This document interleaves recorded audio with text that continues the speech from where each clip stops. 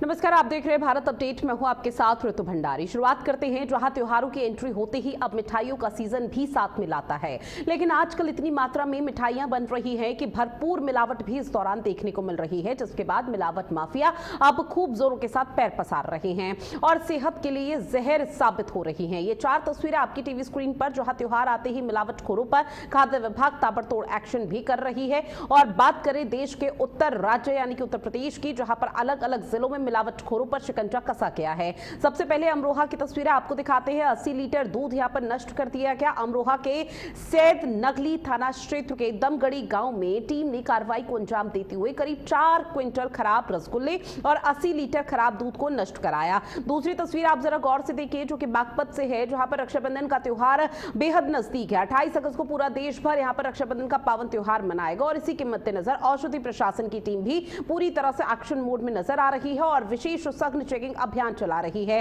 अब ऐसे में कार्रवाई करते हुए टीम ने 5 नमूने लिए हैं, जिसको जांच के लिए आगे भेज दिए गए। वहीं 210 किलोग्राम मावा और 43 किलोग्राम स्किम्ड मिल्क पाउडर को भी मौके पर ही नष्ट करने का काम किया गया। अब तीसरी तस्वीर शाहजहांपुर से सामने आई, जहां पर मिठाई कारखाने पर छापेमार कार्रवाई के दौरान करीब 600 किलो खराब और संदिग्ध मिठाई बरामद की गई है। और आखिर यानी कि चौथी तस्वीर, और ये अंतिम तस्वीर नहीं होगी, इसके आने वाले समय में और भी कई ऐसे मामले और तस्वीरें सामने आएंगे जहां पर मिलावटखोरों पर किस तरह से खाद्य विभाग, फूड सेफ्टी डिपार्टमेंट का शिकंजा कसा जा रहा है। प्रयागराज, जहां पर सोराव तहसील क्षेत्र में एफएसडीए की टीम ने छापेमार कार्रवाई कर करीब 74 क्विंटल केमिकल युक्त मिठाई पकड़ी है। तो ये वो 4 तस्वीरें हैं जिसको लेकर खूब जोरों के साथ चर्चा हो रही है और उसके पीछे की वजह ये कि आने वाले समय में यानी कि 28 अगस्त को पूरा देश भर, आपको बता दें कि राखी का त्योहार मनाएगा अपने भाई की कलाई पर। इस दौरान जब बहन रक्षा सूत्र बांधेगी तो जब मिठाई खिलाएगी तो उसकी सेहत के साथ कोई खिलवाड़ ना हो, इसको लेकर भी अब लगातार खाद्य विभाग की तरफ से छापेमार कार्रवाई को अंजाम दिया जा रहा है। फिलहाल ये उत्तर प्रदेश की 4 तस्वीरें हैं, अमरोहा, शाहजहांपुर, बागपत और प्रयागराज, जहां मिलावटखोर लगातार जो इनका नेक्सस है वो यहां पर फैल रहा है। त्योहार कोई सा भी हो, लेकिन मिलावटखोर अपना बिजनेस करना नहीं भूलते हैं, लेकिन उसको कैसे यहां पर ध्वस्त करना है, कैसे मौके पर पहुंचकर नष्ट करना है, इसको लेकर फूड सेफ्टी डिपार्टमेंट, औषधि डिपार्टमेंट पूरी तरह से एक्शन मोड में नजर आ रहा है। क्योंकि कल भी कुछ तस्वीरें सामने आई थी जहां केमिकल से एक रसगुल्ले बनाए गए थे, केमिकल से मावा तैयार किया जा रहा है, केमिकल से खोया, पनीर, इस तरह की चीजें यहां पर तैयार की जा रही हैं। लेकिन जब मौके पर पहुंचकर फूड सेफ्टी डिपार्टमेंट की तरफ से जांच की गई तो पाया गया उसमें सोडियम की मात्रा बहुत ज्यादा है, जो कि सीधे तौर पर शरीर के लिए बहुत बड़ा जहर के तौर पर काम कर सकता है। क्योंकि अगर ये घटिया और गुणवत्ता से बनी हुई मिठाइयां हमारे शरीर के अंदर जाएंगी, इसे जब हम खाएंगे तो आप सोचिए कि कितनी खतरनाक बीमारी हो सकती है। हाल फिलहाल में कुछ रिपोर्ट्स भी सामने आई थी जिसमें बकायदा मेंशन किया गया था कि घटिया गुणवत्ता से ये सामग्री बनती है, मिठाइयां बनती है, और अगर इसे कोई खा ले तो उसको फूड पॉइजनिंग हो सकती है, डायबिटीज हो सकती है, इसके साथ ही और कई गंभीर बीमारी हो सकती है, जिसके बाद सीधा अस्पताल का रास्ता हर किसी को दिखाई देगा। और उसी को लेकर सतर्क करने के लिए फिलहाल यहां पर खाद्य विभाग की तरफ से एक्शन लिया जा रहा है और ऐसे में कोशिश यही की जा रही है कि किसी भी तरह से चीजें बेकार ना रहे।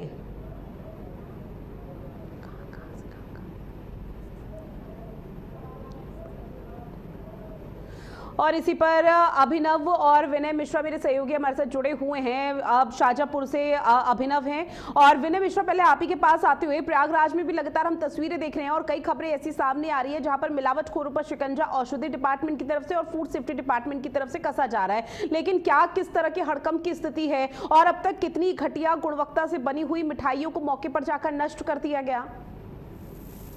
जी, बता दें कि खाद्य एवं औषधि विभाग द्वारा लगातार जो है बाजारों की चेकिंग भी की रही है, क्योंकि रक्षाबंधन त्योहार नजदीक है। इसको देखते हुए जो मिलावटखोर है वो एक्टिव हो चुके हैं। वो मुनाफा कमाने के चक्कर में कुछ भी कर सकते हैं, मिलावटी सामान बेच रहे हैं, जिससे कि लोगों को स्वास्थ्य का खतरा बढ़ रहा है।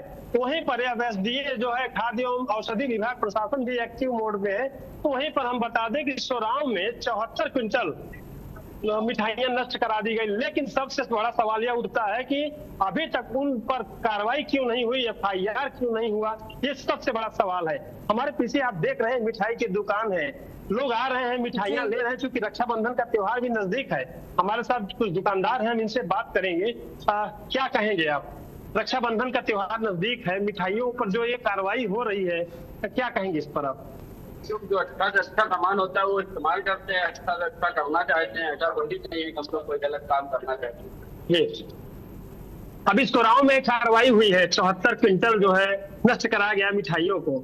इसके बारे में अच्छा अच्छा, तो ये जो गुणवत्ता है मिठाइयों के उस पर आप क्या कहेंगे, क्या है गुणवत्ता, इसके बारे में थोड़ा सा आप बताएं।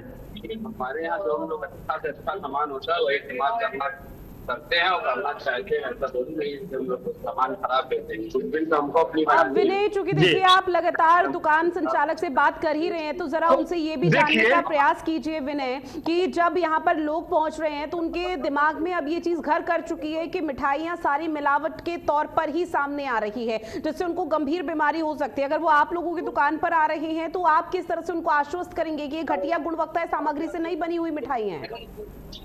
जी बिल्कुल, हमने अभी दुकानदार से बात किया। देखिए आपने सुना होगा तो वो बता रहे हैं कि अगर हम गलत सामान बेचेंगे तो हमारी दुकान की जो है वो मानक घटेगी, उसका जो है कोई खरीदने नहीं आएगा खरीदार, वो बदनामी से डर रहे हैं और बता रहे हैं कि ठीक है, अब लोगों में डर की स्थिति लौटूंगे विनय, मैं आपके पास सीधा अभिनव आपके पास आते हुए। अभिनव, जहां पर अभी आपकी उपस्थिति है वहां पर मौके पर किस तरह के हालात है और किस तरह से फूड सेफ्टी डिपार्टमेंट की तरफ से अलग अलग तरह के प्रयास किए जा रहे हैं ताकि इस नेक्सस को किसी तरह से खात्मा किया जा सके?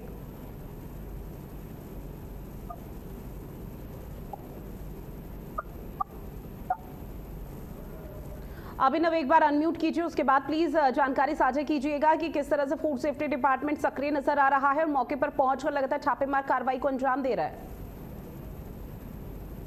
इस समय हिंदुओं का पवित्र त्योहार रक्षाबंधन भी आने वाला है, समाज का त्योहार भी मिलादुनबी है। इसके तहत मिठाइयों की खरीद जो शुरू चल रही है, लेकिन आपको बता दें शाहजहांपुर का फूड सेफ्टी डिपार्टमेंट जो है वो भी लगातार छापेमारी कर रहा है। छापेमारी की है, बरामद की। इसके साथ ही उन्होंने नकली 10 लीटर तेल भी बरामद किया, जिसमें इसे पूर्ण तरीके से नष्ट किया गया। और उन्होंने दुकानों का निरीक्षण किया। इस दौरान इस निरीक्षण में उन्होंने पाया कि जो मिठाइयां जिन पात्रों में बनाई जा रही वो अक्सर जंग से लगे हुए पात्र थे, तो इसके लिए भी उन्होंने गुणवत्ता की सावधानी बरतने के लिए ये निर्देशित किया कि ये पात्र बदले जाएं और स्टेनलेस स्टील के पात्र ही यूज किए जाएं। हालांकि मैं तो ये कहूंगा कि ये कार्रवाई जो है कागजी है, क्योंकि अभी तक इन किसी भी दुकानदार के खिलाफ कोई भी किसी तरीके की FIR फूड सेफ्टी डिपार्टमेंट ने दर्ज नहीं कराई है। निश्चित तौर पर देखिए लगातार फूड सेफ्टी डिपार्टमेंट का यहाँ पर एक्शन मोड निरंतर जारी है और किस तरह से यहाँ पर तमाम चीजें हैं वो देखने को मिल पा रही है। लेकिन अभिनव, ये भी समझने का प्रयास रहेगा क्या लोगों में भी किसी तरह का डर और भय की स्थिति देखने को मिल पा रही है? लोगों में डर और भय की स्थिति है। लोग अब जब से छापेमारी स्टार्ट हो गई तो लोग अब मिठाइयों की खरीद फरोख्त में सावधानी बरतने लगे। उनके सामने एक सवाल खड़ा हो गया है कि वो आखिर किस दुकान पे जाएं और कहां से उन्हें गुणवत्ता सहित मिठाई मिल पाएगी। इसको लेकर लोग जो हैं अब कंफ्यूजन में हैं। ठीक है, अब मिलावटखोरों पर किस तरह से एक्शन लिया जाएगा खाद्य विभाग की तरफ से, औषधि विभाग की तरफ से, देखना बेहद महत्वपूर्ण। बहरहाल आप दोनों ने जानकारी और तस्वीरों को साझा किया, उसके लिए बहुत शुक्रिया। इस बीच एक और बड़ी खबर है, जहां जीवा कंपनी ने आखिरकार विज्ञापन वापस ले लिया है। आपको बता दें कि रक्षाबंधन वाला जो विज्ञापन था कृति सेनन का, जहां पर आउटफिट को लेकर लगातार सवाल उठ रहे थे और कृति सेनन ने इस एडवर्टीजमेंट में आपको बता दें कि अपने भाई के साथ साथ एक कुत्ते को भी राखी बांधी थी, जिसके बाद ये विवाद बहुत जोरों शोरों के साथ उठने लगा। अब कृति सेनन ने हालांकि सफाई भी दी थी कि ये भावनाओं में जो तमाम चीजें यहाँ पर बोली जा रही है कृति सेनन को लेकर वो सही नहीं है, लेकिन ये भावना और परंपरा का त्योहार है तो ये उसी में इर्द गिर्द घूम रहा है। अब कृति सेनन के विज्ञापन पर यह विवाद हुआ था। कृति का विवादित विज्ञापन को फिलहाल पूरी तरह से हटा दिया गया है हर प्लेटफॉर्म से। तो ये बड़ी खबर, जहां आखिरकार जीवा कंपनी की तरफ से वो एड हटा दिया गया, जिसको लेकर खूब जोरों के साथ विवाद हो रहा था। ऐसे में कृति सेनन के आउटफिट को लेकर विवाद चल रहा था और विवाद में यह भी कहा जा रहा था उस कंट्रोवर्सी में कि आखिर हिंदू धर्म से जो जुड़े हुए त्योहार हैं या सनातन पर जो ये प्रहार किया जाता है इन तमाम कंपनियों की तरफ से, सिर्फ यहाँ पर पर्टिकुलर परसेप्शन क्यों अपनाया जाता है। कभी ईद या फिर कोई ऐसे त्योहार रहे उसको लेकर आखिर इस तरह के ऐड क्यों नहीं बनाए जाते, उसमें इस तरह के आउटफिट क्यों नहीं पहने जाते। और अब जब इस पूरे मामले पर खूब जोरों के साथ सोशल मीडिया पर भी विवाद शुरू हुआ था, कंगना रनौत समेत कई बॉलीवुड एक्टर एक्ट्रेस ने भी इस पूरे मामले पर कई तरह की टिप्पणी की थी। उसके बाद अब जीवा कंपनी ने इस ऐड को वापस ले लिया है, इस ऐड को सभी प्लेटफॉर्म से हटा दिया गया है। तो कंट्रोवर्सी के बाद जीवा कंपनी ने अब कृति सेनन का जो रक्षाबंधन वाला ऐड था उसको हर प्लेटफॉर्म से हटा दिया है। कृति सेनन को लेकर खूब जोरों के साथ इस पूरे मामले पर विवाद हो रहा था।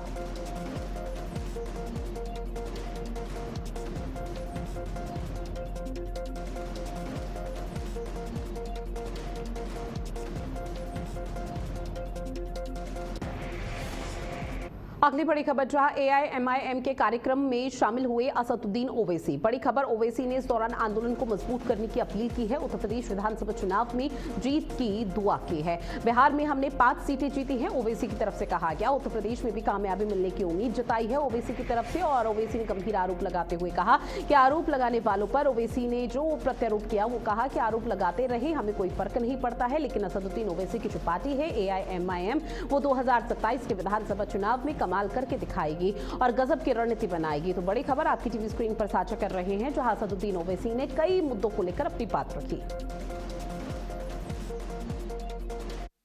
मजबूत करिए और दुआ करिए कि इंशाअल्लाह उत्तर प्रदेश में मजलिस इत्तेहादुल मुस्लिमीन का रुकन अराकीन असेंबली कामयाब हो जाए। बिहार में 5 जीते जिसमें गुलाम सरवर बैठे हुए हैं। उत्तर प्रदेश में भी इंशाअल्लाह ताला अल्लाह मजलिस इत्तेहादुल मुस्लिमीन के अराकीन को कामयाब करेगा। और जो लोग इल्जाम लगाने वाले हैं, प्यारे इल्जाम लगाओ। लोग क्या क्या बोलते मेरे बारे में। किसी ने आकर मुझसे कहा, ओवैसी तू जमहूरियत का बहुत बड़ा मुजरिम है।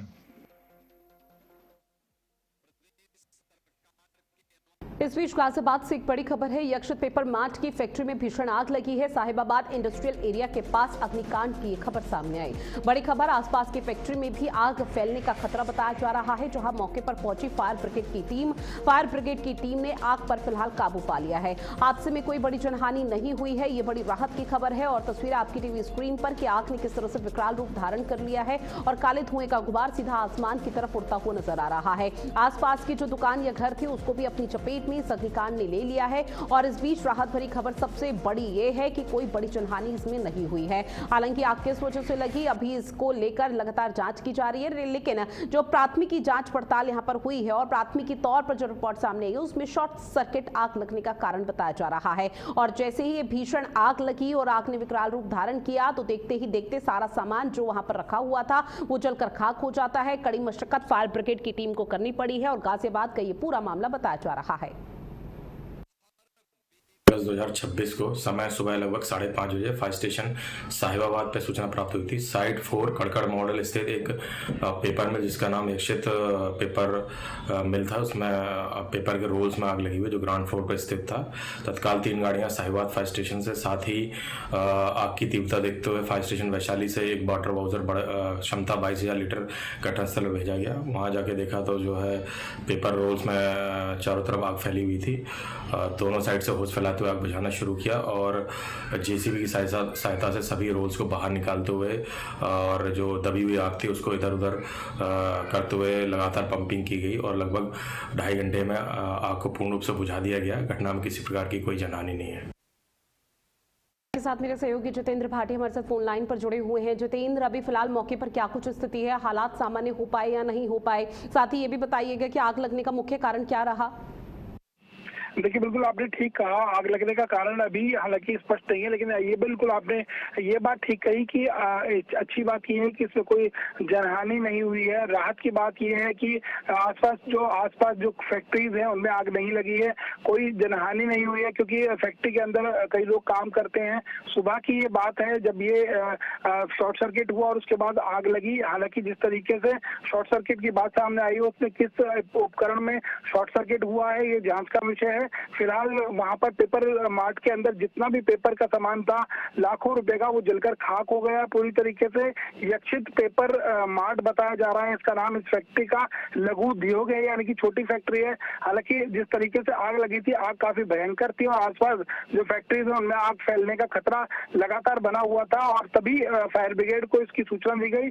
फायर ब्रिगेड ने मौके पर पहुंचकर कड़ी मशक्कत कर और सीधे तौर पर एक जाबाज जो उनके दमकल अधिकारी हैं और कई जो सिपाही हैं उनके द्वारा पूरी तरीके से आग पर काबू पा लिया है। और फिलहाल जिस तरीके से वहां पर आग लगी थी, वहां पर जो उपकरण जले हैं, जो कागज जले हैं, उनको फिलहाल हटाया जा रहा है वहां से और आग पर पूरी तरीके से काबू पा लिया। अच्छी बात यह है, राहत की बात यह है कि कोई जनहानि नहीं हुई है। जी साथ ही आपसे जानेंगे तकरीबन कितने तक का नुकसान यहाँ पर हुआ होगा आग लगने के कारण। देखिए जितेंद्र हैं जो इनके ऑनर बताए जा रहे हैं यक्षित पेपर मार्ट के, उन्होंने कहा है कि लाखों रुपए का इसमें सामान जलकर खाक हो गया है और अभी जो आंकड़े हैं वो पूरी तरीके से साफ नहीं हो पाए, लेकिन अभी उन्होंने स्पष्ट ये बताया कि मेरा लाखों रुपए का नुकसान हुआ है इस आग में। हालांकि आग शॉर्ट सर्किट और पूरी तरह से सामान्य हो जाएंगे तो उसके बाद आकलन यहाँ पर किया जाएगा। बहरहाल जितेंद्र, आपने जानकारी साझा की है उसके लिए शुक्रिया आपका। अब बात मिर्जापुर की करते हैं, जहां मिर्जापुर में आगामी 12 वफात रक्षाबंधन का त्योहार और बाकी जो त्योहार हैं उसको लेकर पुलिस ने सुरक्षा व्यवस्था चाक चौबंद कर दी है। आपको बता दें कि पुलिस अधीक्षक अपर्णा रजत कौशिक के नेतृत्व में संवेदनशील और मिश्रित आबादी वाले इलाकों में भारी पुलिस बल के साथ फ्लैग मार्च किया गया है। संकट मोचन से शुरू हुआ मार्च आपको बताते चले कि वासलीगंज, घंटाघर, पेटी चौराहा, गुरहट्टी, मुकेरी बाजार और लाल डिग्गी होते हुए इमाम बाड़ा पहुंचकर खत्म हुआ है। अब इस दौरान पुलिस ने धर्मगुरु, स्थानीय लोग और व्यापारियों से संवाद कर शांति और सौहार्द बनाए रखने की अपील की है। वहीं 12 वफात के 104 जुलूसों को देखते हुए जिले को 5 जोन और 19 सेक्टर में भी बांट दिया गया।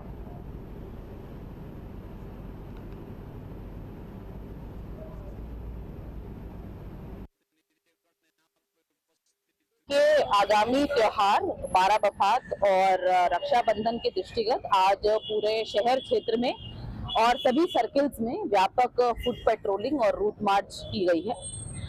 जैसा कि आपको विदित होगा कि जनपद में 12 वफात के 104 जुलूस जो हैं वो विभिन्न थाना क्षेत्रों में निकलते हैं, उसको दृष्टिगत रखते हुए सेक्टर जोनल स्कीम लागू की गई है, जिसमें पूरे जनपद को 5 जोन और 19 सेक्टर में विभाजित किया गया है। इसके साथ साथ जो विशेष संवेदनशीलता वाले स्थान हैं वहां पर अतिरिक्त फोर्स की तैनाती, पीएसी की तैनाती और क्यूआरटी की तैनाती भी हमारे द्वारा की गई है। साथ ही बागपत में रक्षाबंधन के खास त्योहार के मद्देनजर खाद्य सुरक्षा और औषधि प्रशासन विभाग ने जिला अधिकारी अस्मिता लाल के निर्देश पर मिलावटखोरों के खिलाफ सघन चेकिंग अभियान चलाया है। साथ ही सहायक आयुक्त डीपी सिंह के निर्देश पर हुई कार्रवाई में टीम ने 5 नमूने लिए हैं। वहीं 210 किलोग्राम मावा और 43 किलोग्राम स्किम्ड मिल्क पाउडर को भी मौके पर ही नष्ट कर दिया गया। जहां आपको बताते चले कि कार्रवाई के दौरान टीम से अभद्रता करने के मामले पर एफआईआर भी दर्ज की गई है। मिलावट की आशंका और खराब स्वच्छता व्यवस्था को देखते हुए मावे के 4 नमूने लिए गए हैं।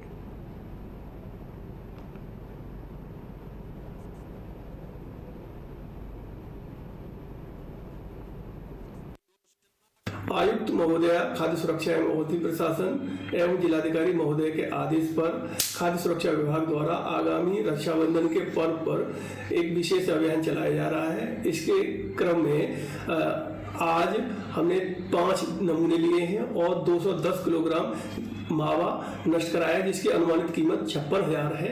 और इसके अलावा हमने लगभग 50 किलोग्राम स्किम्ड मिल्क पाउडर को सीज किया है। और चेकिंग के दौरान एक मावा जो मिलावटी मावा ले जाया जा रहा था, तो वो उसने टीम के साथ अभद्रता की और बिना चेकिंग के भाग गया, तो इसके विरुद्ध हमने संबंधित थाने में एफआईआर करा दी है और हम लगातार मिलावटखोरों के विरुद्ध अभियान चला रहे हैं। वहीं शाहजहांपुर में रक्षाबंधन पर्व को लेकर खाद्य सुरक्षा विभाग ने कड़ी कार्रवाई की है, जहां मिठाई कारखाने पर छापेमार कार्रवाई के दौरान करीब 600 किलो खराब और संदिग्ध मिठाई बरामद की गई। अधिकारियों के मुताबिक बरामद मिठाई की कीमत करीब 1,20,000 रुपए बताई जा रही है। जहां खाद्य सुरक्षा टीम ने मौके पर ही गड्ढा खुदवाया और पूरी मिठाई को मौके पर ही नष्ट करवा दिया गया। साथ ही इसके अलावा विभिन्न मिठाइयां और रिफाइंड पाम ऑयल के नमूने जांच के लिए प्रयोगशाला में भेज दिए गए हैं। निरीक्षण के दौरान जंग लगे हुए बर्तन भी बरामद हुए हैं, जिन्हें हटाकर स्टेनलेस स्टील के बर्तन इस्तेमाल करने के सख्त निर्देश दे दिए गए हैं।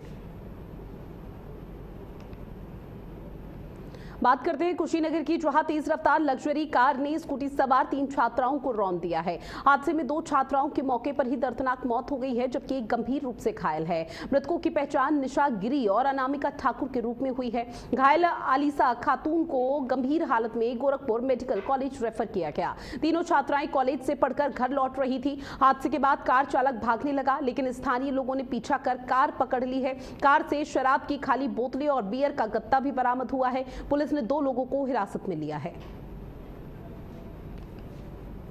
वहीं कानपुर में बीआईसी की करोड़ों की जमीन पर कथित कब्जे का मामला सियासी तूल पकड़ता जा रहा है। बीजेपी के पार्षदों ने अब महापौर प्रमीला पांडे के बेटे बंटी पर भ्रष्टाचार और सरकारी जमीन पर कब्जे को संरक्षण देने का गंभीर आरोप लगाया है। इसके साथ ही पार्षद पुलिस कमिश्नर से शिकायत करने पहुंचे, लेकिन मुलाकात नहीं हो सकी। आरोप ये भी है कि कब्जे वाली जमीन पर नगर निगम के पैसों से भवन, open gym, garage, interlocking, submersible और हाई मास्ट लाइट लगाई गई है। पार्षदों ने निष्पक्ष जांच की मांग की है। कार्रवाई नहीं होने पर मुख्यमंत्री से शिकायत की चेतावनी दी है। आरोपों की स्वतंत्र पुष्टि नहीं हुई। अभी ज्ञापन तो नहीं दे पाए क्योंकि हम लोग लेट हो गए जो है, और उनका एक टाइम पीरियड होता है तो उस टाइम से नहीं हुए। और ज्ञापन में हम लोगों ने पूर्व में आज से 6 महीने पहले बीआईसी की जमीन पे पब्लिक की शिकायत आई थी, वो हम लोगों ने कंप्लेन इनको शिकायत पत्र दिया था जिसपे जांच हुई थी, रिपोर्ट लगी है। और एक सोसाइटी की जमीन थी जिसमें महापौर के बेटे लिप्त थे, उनके खिलाफ थी, तो वो सब चीजें थी। और नगर निगम में भ्रष्टाचार के खिलाफ कई ठेकेदारों पे मुकदमे हुए। अभी उसमें काफी ठेकेदार ऐसे, देखिए ये विषय तो अलग हो गया। ज्ञापन हम लोग लेके आए थे कमिश्नर साहब पर, क्योंकि जो माननीय मुख्यमंत्री जी के आदेश हुए हैं अभी कानपुर नगर निगम को लेकर जो भ्रष्टाचारी लोग हैं उनके ऊपर कार्रवाई करने के लिए, तो पूर्व में हम लोगों ने एक पत्र दिया था कमिश्नर साहब को, जिसे बीआईसी की जमीन में कब्जा करा था। उसमें पुष्टि भी हुई थी, जिसमें उनको मामूली धाराओं में, छोटी धाराओं में पीपी एक्ट में मुकदमा कर दिया गया। जो कि आज हम लोग ज्ञापन देने आए थे, इसके पूर्व भी हम लोग शिकायत कर चुके हैं। बीआईसी की जो भूमि थी जिसपे महापौर के बेटे ने कब्जा किया था, उसकी पुष्टि हुई थी, लेखपाल की रिपोर्ट लगी है। बजरंग हाउसिंग सोसाइटी विनायकपुर में, वहां पर फर्जी उनकी रजिस्ट्री पाई गई थी। अभी तक उनके ऊपर कानूनी कार्रवाई क्यों नहीं हुई? जब मुख्यमंत्री जी ने साफ साफ कहा है सरकारी भूमि पे जिन्होंने कब्जा किया स्वतः खाली कर दे। आखिर इनके रसूख के आगे प्रशासन क्यों मजबूर है? इनके ऊपर कानूनी कार्रवाई क्यों नहीं हो रही है? हमारे मुख्यमंत्री जी बाबा योगी आदित्यनाथ जी, जिनके चरणों में हम लोग माथा टेकते हैं, आज उत्तर प्रदेश के कानून व्यवस्था को पूरे देश में माना जा रहा है। आखिर कानपुर का प्रशासन क्यों मजबूर है? क्या मजबूरी है? और हम लोग ज्ञापन देने आए थे पुलिस कमिश्नर महोदय को, उन्होंने ज्ञापन नहीं लिया। और इस बीच एक बड़ी खबर, नेपाल के 5 जिलों में बाढ़ से तबाही का हाल देखने को मिल रहा है। रसुआ, नुवाकोट, धारडिंग में हालात खराब नजर आ रहे हैं। आपको बता दें, बाढ़ की वजह से रिहायशी इलाकों में भारी नुकसान हुआ है, क्योंकि ये सिर्फ 5 जिलों की तस्वीर ही नहीं होंगी, जहां पर नेपाल के आधे से ज्यादा हिस्सों में आपको बता दें कि लगातार बारिश हो रही है। और बारिश की वजह से जो मौसम परिवर्तित हुआ है उसकी वजह से बाढ़ से हाल बेहाल है। और 3 जिले तो ऐसे हैं, रसुआ, नुवाकोट, धारडिंग, जहां पर हालात और भी ज्यादा विकराल रूप ले चुके हैं।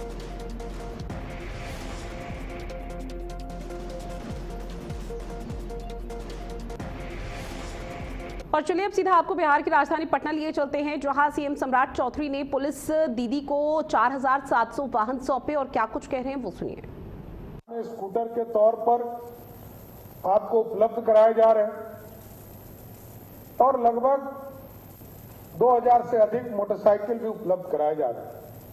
इसका मूल उद्देश्य है बिहार के लोगों की सुरक्षा करना, बिहार के महिलाओं की सुरक्षा करना।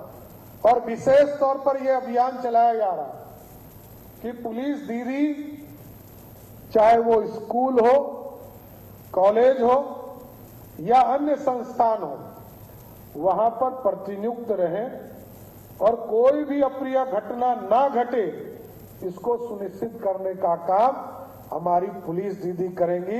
यही विश्वास करने आपके बीच में आया, क्योंकि आपकी ताकत आप जितना मजबूत करेंगी उतना लॉ एंड ऑर्डर अच्छा होगा। और क्योंकि समाज आपके तरफ देख रहा है, आप जब महिला होकर महिलाओं की सुरक्षा को और मजबूतीकरण करने का काम करेंगी, तभी तो आगे बिहार बढ़ेगा। क्योंकि मैं एक उदाहरण देता हूं कि बिहार में जब जीविका की शुरुआत की गई 2006-7 में, तो बिहार के अर्थव्यवस्था में बिहार की महिलाओं का कोई योगदान नहीं लोग मानते थे।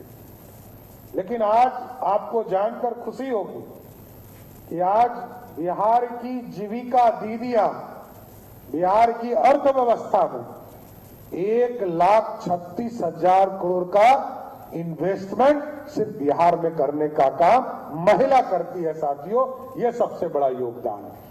इसलिए आगे सुरक्षित बिहार, समृद्ध बिहार और विकसित भारत तभी हो पाएगा जब हम हमारी महिलाओं को और सुरक्षा दे सके, क्योंकि हमारा मकसद है अभी तक 1,81,00,000 महिलाओं को इससे जोड़ा गया। 70 लाख से अधिक जीविका दीदी इसमें अच्छे से काम कर रही। 43 लाख ऐसे महिला हैं जीविका में जो अब लखपति हो चुकी है, और हम लोगों का टारगेट है 1 लाख जीविका दीदी को अगले 2 वर्षों में लखपति दीदी बनाना है, जिससे कि उनका जीवन और उनके परिवार का जीवन अच्छा हो सके। और चलिए बुलेटिन में इतना ही। देश और दुनिया की बड़ी खबरों के लिए आप बने रहिएगा भारत अपडेट के साथ। नमस्कार।